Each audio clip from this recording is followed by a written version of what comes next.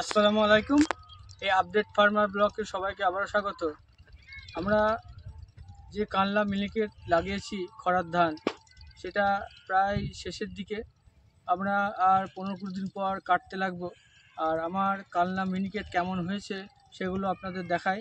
আর আমার চ্যানেলে কেউ নতুন হয়ে থাকলে অবশ্যই সাবস্ক্রাইব করে বেল আইকনটা বাজিয়ে দেবেন এবং সমস্ত ভিডিও একের পর এক দেখতে হবেন।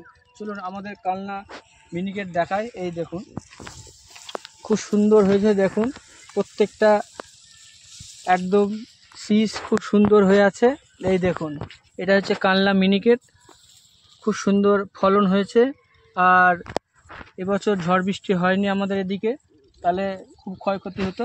আর আমাদের এই দেখুন শীষগুলো দেখুন কত সুন্দর আধ পাকা হতে লেগেছে। আর 15-20 দিনের মধ্যেই আমরা এগুলো কেটে ধান বের করে নেব। আর এই দেখুন আমার এটা 3 বিঘা কানলা মিনিকেট আছে।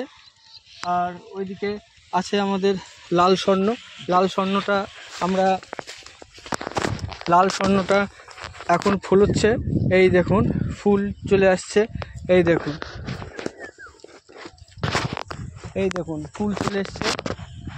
এই দেখুন ফুল এসছে, এটা লাল স্বর্ণ। এইটুকু বীজ কম পড়েছে, তাই আমরা লাল স্বর্ণ লাগিয়েছি। আর আপনারা লাল স্বর্ণও লাগাতে পারেন। লাল স্বর্ণ খুব ফলন ভালো হয়, লাল স্বর্ণ ধান। আর আমরা এই লাল স্বর্ণ আর কালনা মিনিকেট লাগিয়েছি, দেখা যাক কতটা বিঘা প্রতি ফলন হয়। আর আপনারা দেখতে পাচ্ছেন এখন লাল স্বর্ণ ফুল হচ্ছে।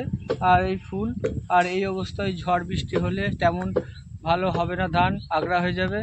আর আমরা অপরবার কাছে এই প্রার্থনা করি এখন কোনো কিছু না হোক, ধান কোটা উঠে যাক।